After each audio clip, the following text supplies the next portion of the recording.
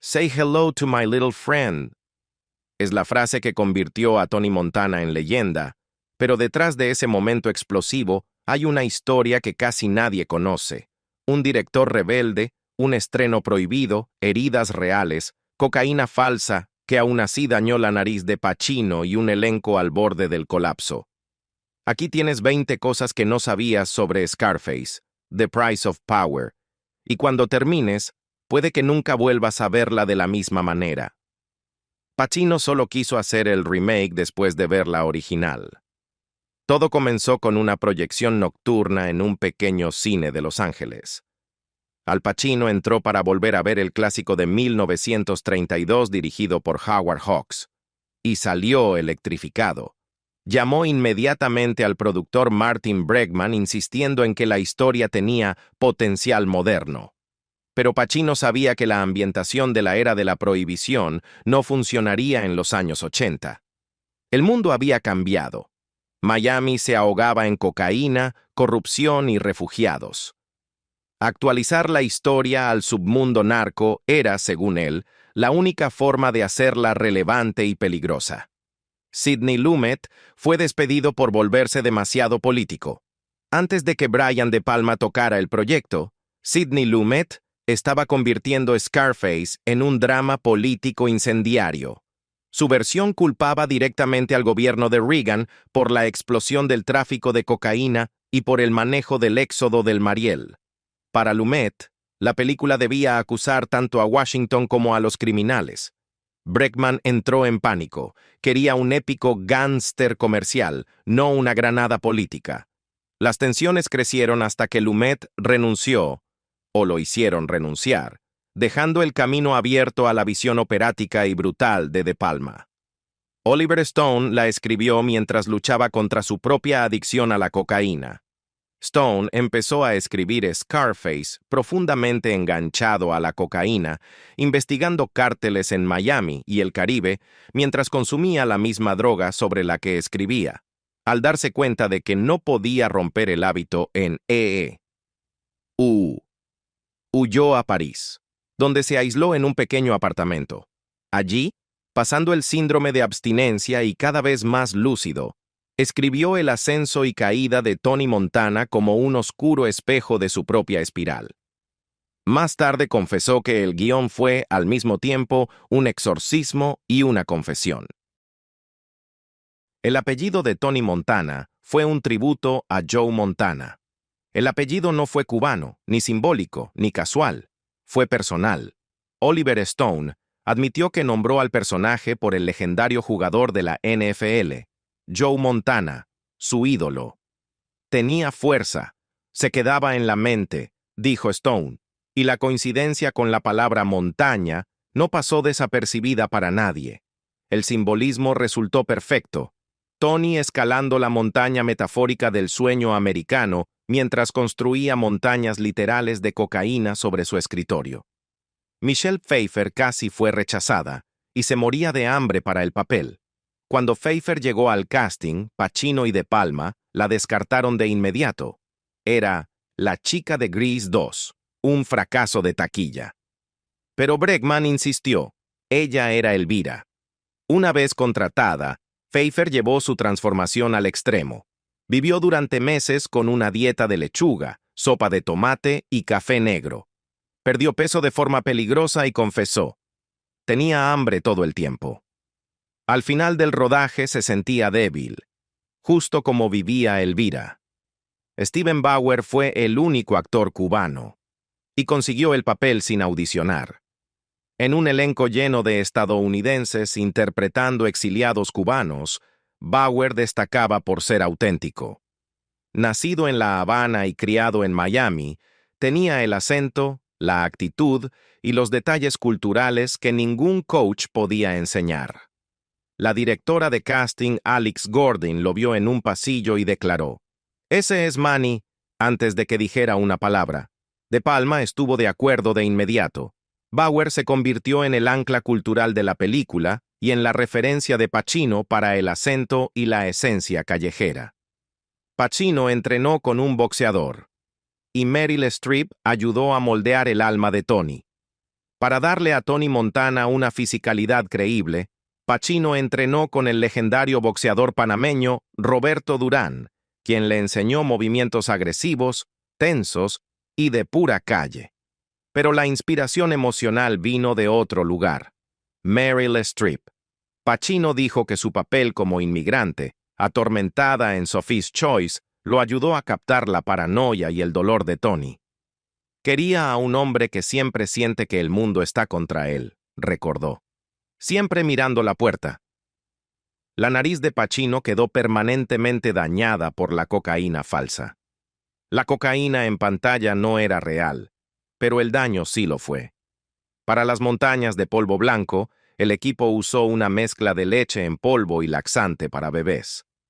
Pero Pacino, que jamás fingía una escena, la inhaló profundamente toma tras toma. Décadas después, admitió que aquello dejó secuelas permanentes. Durante años tuve cosas ahí dentro. No sé qué le pasó a mi nariz, pero ha cambiado. El precio del realismo fue dolor literal. Brian De Palma estrenó la versión X-rated de todos modos. La MPAA odiaba Scarface, la calificó de excesivamente violenta y le dio una X. De Palma la recortó 3 veces, y aún así no obtuvo aprobación. Entonces, el productor Marty Bregman hizo algo radical. Reunió a agentes reales de narcóticos que elogiaron la precisión del filme. Eso inclinó el voto y permitió conseguir la clasificación R, pero De Palma no había terminado. Furioso con la censura, lanzó en secreto la versión original e íntegra en los cines sin avisar a Universal. El riesgo funcionó. Nadie notó la diferencia. Y la versión se volvió legendaria. Miami se negó a permitir que filmaran allí. Cuando se supo que Scarface mostraría a un inmigrante cubano convirtiéndose en capo de la droga, la comunidad cubano-americana de Miami protestó con fuerza. Temían que estigmatizara a los Marielitos y dañara la imagen de la ciudad. La Oficina de Turismo de Miami negó totalmente su apoyo a la producción. Como resultado, la película se rodó principalmente en Los Ángeles, con escenografías que imitaban las calles de Miami. Solo unas pocas tomas, como el Hotel Fontainebleau, fueron reales. El resto, truco, ilusión y palmeras angelinas. Una explosión real hirió a especialistas, y Pacino se quemó la mano. El rodaje no solo fue tenso, fue peligroso. Durante la sangrienta escena final en la mansión, un efecto explosivo detonó antes de tiempo, hiriendo a 2 especialistas y deteniendo la producción varios días. Y por si fuera poco, Al Pacino se quemó gravemente la mano izquierda con el cañón de un arma al caerse en otra toma. La lesión requirió más de una semana de recuperación. Ni siquiera podía sostener el arma, recordó Pacino. La violencia de Scarface no solo parecía real. Dejó cicatrices reales. Mama Montana tenía solo 4 años más que Tony. Miriam Colón aportó una autenticidad feroz al papel de Mama Montana, pero en realidad tenía solo 4 años más que Al Pacino. Elegida más por su intensidad que por su edad, Colón entregó una de las actuaciones más poderosas del filme, condenando el imperio criminal de su hijo con pura furia moral. Ícono teatral con décadas de trabajo, fue luego galardonada con la Medalla Nacional de las Artes por el presidente Obama. Murió en 2017 a los 80 años, dejando un legado mucho más grande que esta película. Las armas estaban sincronizadas con las cámaras.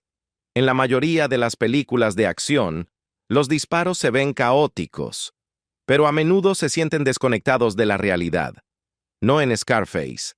El equipo usó una técnica revolucionaria: sincronizar las armas de fogueo electrónicamente con los obturadores de las cámaras. Esto significaba que el fogonazo del cañón y el retroceso se capturaban exactamente en el fotograma correcto, creando un efecto hiperrealista. En 1983 era tecnología de punta. Cada disparo de Tony Montana se veía aterradoramente auténtico, porque en términos de sincronía visual era mecánicamente perfecto. Un remake lleva 14 años atrapado en el infierno del desarrollo. Desde 2011, Hollywood ha intentado, y fallado, rehacer Scarface. Guionistas entraron y salieron: David Ayer, Paul Atanasio, los hermanos Cohen. Directores rondaron el proyecto: David Yates, Pablo Larraín, Antoine Fuqua y finalmente Luca Guadagnino. Incluso Diego Luna llegó a ser elegido como el nuevo Tony. Pero en 2025, todo se ha desmoronado en silencio. No hay rodaje, ni casting, ni calendario. Algunos dicen que está maldito. Otros dicen que nadie se atreve a tocar una película que definió la exageración cinematográfica a la perfección.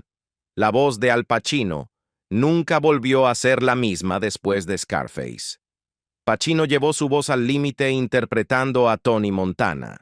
El acento áspero, los gritos constantes, las escenas emocionalmente explosivas. Al final del rodaje tenía las cuerdas vocales destrozadas. No me di cuenta de que la estaba dañando, confesó después. Perdió la voz varias veces durante la producción y necesitaba descanso vocal entre tomas. Mucho después de Scarface, esa textura ronca se convirtió en parte de su identidad vocal.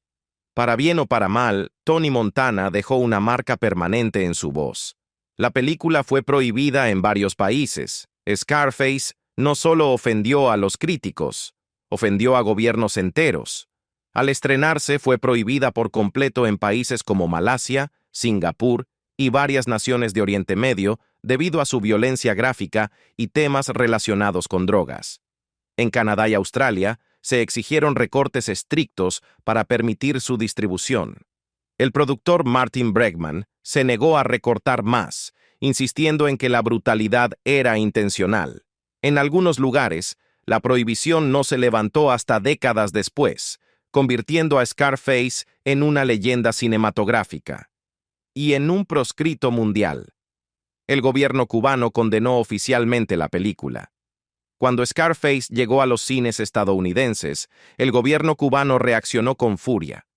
Funcionarios la calificaron de retrato racista de los inmigrantes cubanos y de insulto a la comunidad del Éxodo del Mariel.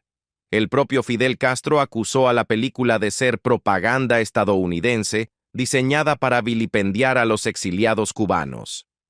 El rechazo en los barrios cubanos de Miami fue tan intenso que los líderes locales presionaron a la ciudad para prohibir el rodaje, obligando a la producción a filmar la mayoría de las escenas en Los Ángeles. La controversia aún resuena. Mary Elizabeth Mastrantonio casi renuncia por maltrato en el set. Con apenas 24 años, Mary Elizabeth Mastrantonio fue arrojada al caos de alta presión de Scarface. Interpretando a Gina Montana, la hermana de Tony, sufrió el exigente estilo de dirección de De Palma y se sintió emocionalmente sobrepasada. Según miembros del equipo, durante la intensa escena final, perdió una señal y fue reprendida públicamente. Devastada, salió del set entre lágrimas.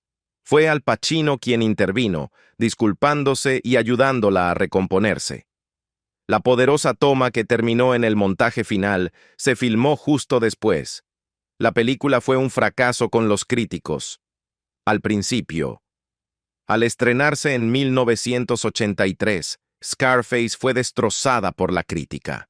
Roger Ebert le dio apenas 2.5 estrellas y Pauline Kael se negó a reseñarla. The New York Times la desestimó como un baño de sangre autoindulgente. El público quedó confundido, los estudios se avergonzaron y la taquilla fue moderada. Pero durante la siguiente década, un público distinto la descubrió. Fanáticos del hip hop, coleccionistas de video y cinéfilos rebeldes. Para los años 90, Scarface ya era un clásico de culto y un icono cultural. El póster se volvió más famoso que la película. Ese icónico póster en blanco y negro, Pacino en silueta dividida, traje por un lado y sombra por el otro, se convirtió en un fenómeno cultural. En los años 90 y principios de los 2000, apareció en dormitorios universitarios, barberías y videoclips en todas partes. Hubo un momento en que las ventas del póster superaron los ingresos del video doméstico. Pacino incluso bromeó: "Veo mi cara en casas de desconocidos, pero la mitad del tiempo ni saben quién soy. El póster convirtió a Tony Montana en una marca y en una leyenda. Scarface es un pilar fundamental de la cultura hip hop. Ninguna película ha influido tanto en el rap como Scarface. Sus temas de pobreza, ambición, ascenso propio y traición resonaron profundamente en artistas como Jay-Z, Nas, Biggie y Wu-Tang Clan.